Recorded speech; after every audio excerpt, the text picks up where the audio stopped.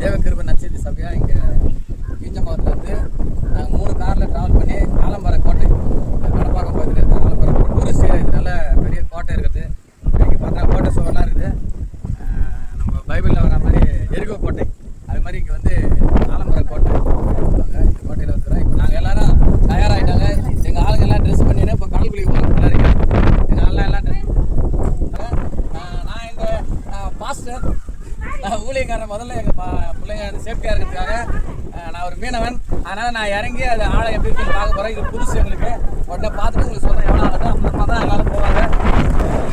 நண்டுலாம் இங்கே இருக்கு. நிறைய நண்டுலாம் இருக்கும்.